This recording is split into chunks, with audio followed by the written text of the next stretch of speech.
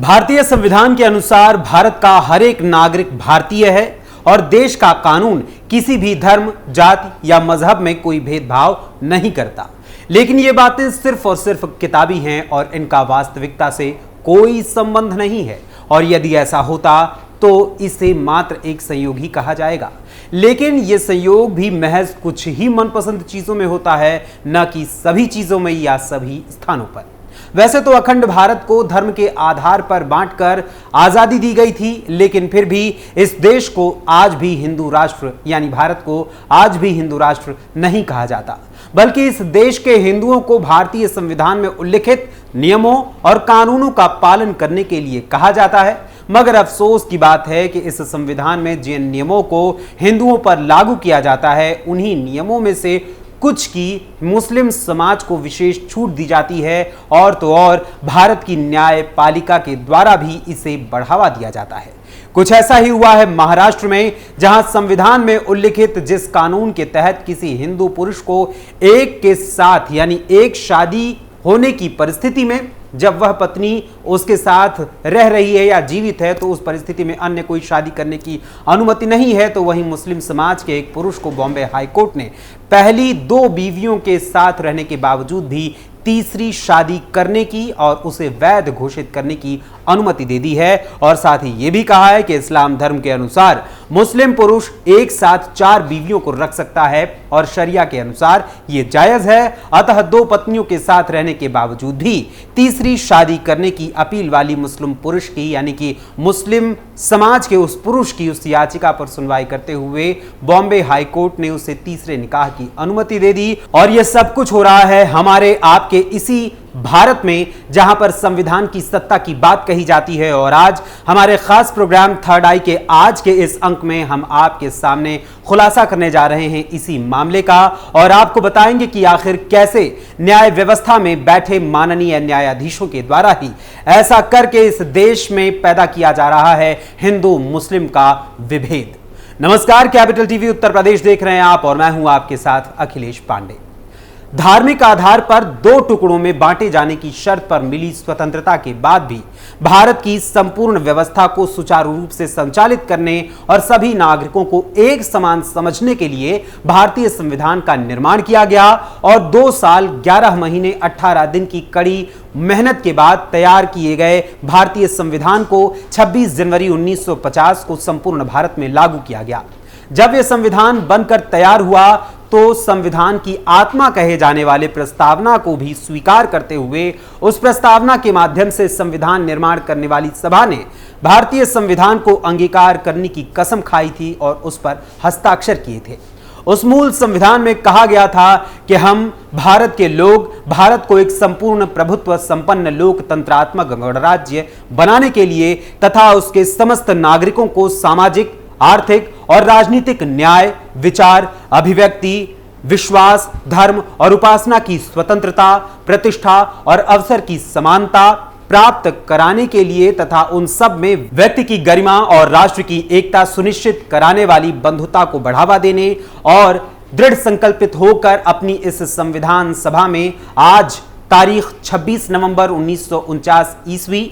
मिति मार्गशीर्ष शुक्ल सप्तमी संवत 2006 विक्रमी को एतद्वार इस संविधान को अंगीकृत, अधिनियमित और आत्मार्पित करते हैं। हालांकि आगे चलकर संविधान की आत्मा कहे जाने वाली इस प्रस्तावना में पूर्व प्रधानमंत्री इंदिरा गांधी ने आपातकाल के समय 42वें संविधान संशोधन अधिनियम 1976 के तहत इसमें समाजवाद, पंथ निरपेक्ष और राष्ट्र की अखंडता जैसे शब्दों को जोड़ा था। लेकिन जिस न्यायपालिका को संविधान के तहत संचालित किए जा रहे इस भारत में न्याय की रक्षा करने का दायित्व सौंपा गया है, वही न्यायपालिका इस अखंड भारत को 2 रूपों में देख रही है और हिंदू और मुसलमान पर अलग अलग नियम लागू किए जाने की त्रुटि को सही मानते हुए उस पर मुहर भी लगा रही है। दरअसल पूरा मामला महाराष्ट्र का है, जहां मुस्लिम समाज के एक पुरुष का तीसरा निकाह करने का एक प्रयास किया गया और उसके द्वारा इस किए जा रहे प्रयास की याचिका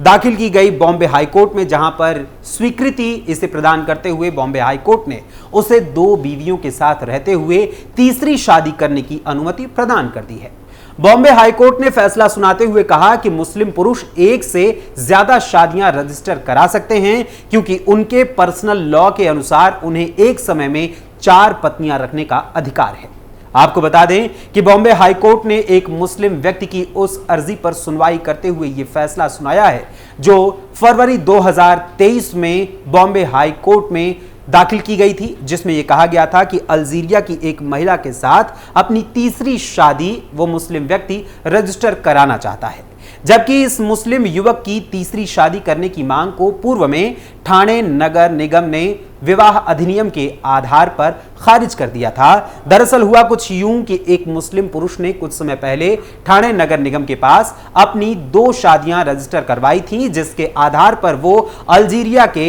एक महिला से तीसरा निकाह करने और उस निकाह को रजिस्टर कराने के लिए फिर से ठाणे नगर निगम के पास पहुंचता है और अपनी पूर्व की 2 शादियों की तरह ही इस तीसरी शादी को भी रजिस्टर कराने की अपील करता है। लेकिन इस बार ठाणे नगर निगम ने उसे महाराष्ट्र विवाह ब्यूरो विनियमन एवं विवाह पंजीकरण अधिनियम का हवाला देते हुए तीसरी शादी करने की अनुमति देने और उसे रजिस्टर यानी उस शादी को रजिस्टर करने की अनुमति देने से इनकार कर देता है, जिसमें किसी पुरुष या स्त्री को केवल एक ही विवाह करने की अनुमति है, न कि एक शादी के वैध रहते हुए दूसरी शादी करने की अनुमति है। इसके बाद वह मुस्लिम शख्स ठाणे नगर निगम के इस फैसले के खिलाफ और अपनी तीसरी शादी को रजिस्टर कराने के लिए बॉम्बे हाईकोर्ट के दरवाजे पर पहुंचता है और फिर बॉम्बे हाईकोर्ट की न्यायमूर्ति बीपी कोलाबावाला और न्यायमूर्ति सोमशेखर सुंदरेशन की संयुक्त पीठ उस याचिका पर सुनवाई करते हुए बीते 15 अक्टूबर 2024 को एक फैसला सुनाती है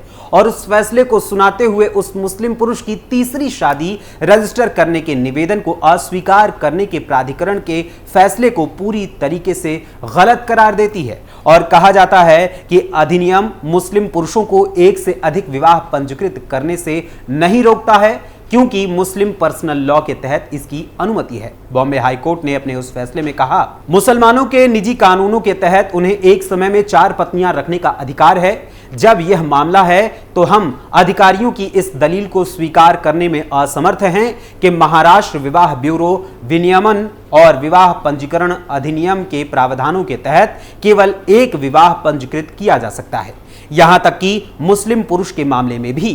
इस अधिनियम में ऐसा कुछ भी नहीं है जो यह इंगित करे कि मुसलमानों के व्यक्तिगत कानूनों को इससे बाहर रखा गया है। मीडिया रिपोर्ट्स के अनुसार ठाणे नगर निगम ने दावा किया था कि विवाह पंजीकरण के दौरान याचिका दाखिल करने वाले जोड़े के पास सभी प्रासंगिक दस्तावेज उस समय नहीं थे, जिसके बाद इस जोड़े को 2 सप्ताह के भीतर सभी प्रासंगिक दस्तावेज जमा कराने को कहा गया था। इस बारे में बॉम्बे हाईकोर्ट ने कहा कि एक बार दस्तावेज प्रस्तुत कर दिए जाने के बाद नगर निकाय के पास विवाह प्रमाण पत्र जारी करने या व्यक्तिगत सुनवाई के बाद इनकार करने के लिए 10 दिन का समय होगा। तब तक याचिकाकर्ता महिला के खिलाफ कोई भी दंडात्मक कदम नहीं उठाया जाना चाहिए, जिसका पासपोर्ट इस वर्ष मई में समाप्त हो गया है। यह आदेश दिया गया, यानी अप्रत्यक्ष रूप से उस शरिया कानून को स्वीकार करते हुए बॉम्बे हाईकोर्ट ने मुस्लिम पुरुष की उस तीसरी शादी को वैध करने की बात कही है, जिसके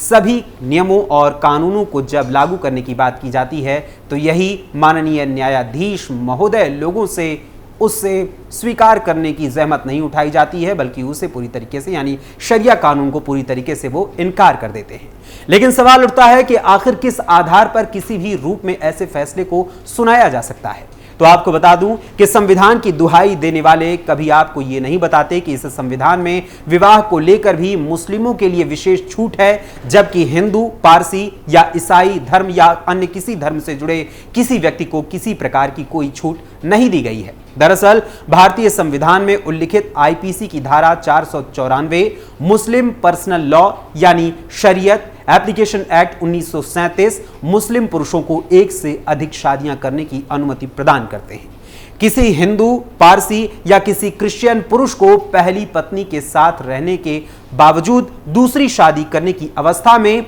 इसी आईपीसी की धारा 494 के तहत दोषी माना जाता है और उसके खिलाफ आपराधिक कार्रवाई करने का भी प्रावधान है और सजा का भी प्रावधान दिया गया है, जबकि मुसलमानों के लिए ऐसा कोई भी प्रावधान इसमें उल्लिखित नहीं है। वहीं आपको बता दूं कि आईपीसी की इसी धारा 494 और शरीयत लॉ की धारा 2 में उल्लिखित मुस्लिम समुदाय को बहुविवाह करने की छूट देने वाले प्रावधान को सुप्रीम कोर्ट में चुनौती भी दी गई है और याचिका दाखिल करते हुए मांग की गई है कि बहुविवाह की छूट देने वाली इन दोनों धाराओं को गैर संवैधानिक करार दिया जाए। दरअसल संविधान का अनुच्छेद 14 जो भारत के सभी नागरिकों को समानता का अधिकार देता है और भारतीय संविधान के अनुच्छेद 15 में भी ये अधिकार दिया गया है कि धर्म और जाति के आधार पर कोई भेदभाव नहीं की जाएगी और ना ही इसकी कोई बात होगी। लेकिन उन दोनों ही मूल अधिकारों का आईपीसी की धारा 494 और शरीयत कानून की धारा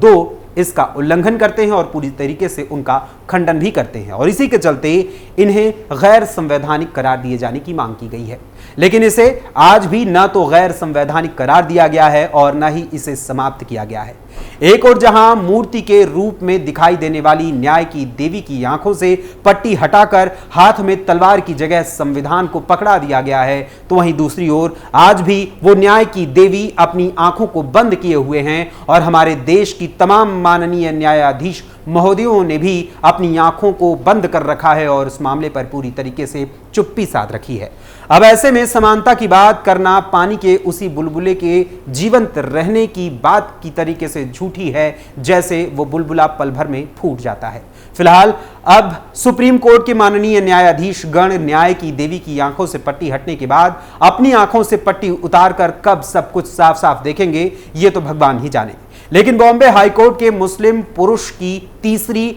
शादी को वैध किए जाने के लिए दिए गए तर्क से आप कितने सहमत हैं और कितने संतुष्ट हैं और कौन कौन चाहता है कि भारतीय संविधान से आईपीसी की धारा 494 और शरीयत कानून की धारा 2 को हटाया जाए, इस बारे में हमें अपने कमेंट्स के जरिए अपनी राय जरूर बताइएगा। फिलहाल आज के लिए थर्ड आई के इस अंक में बस इतना ही। फिर मुलाकात होगी थर्ड आई के अगले अंक में किसी और खबर किसी और मुद्दे के साथ। तब तक के लिए अनुमति दीजिए। जय हिंद, जय भारत।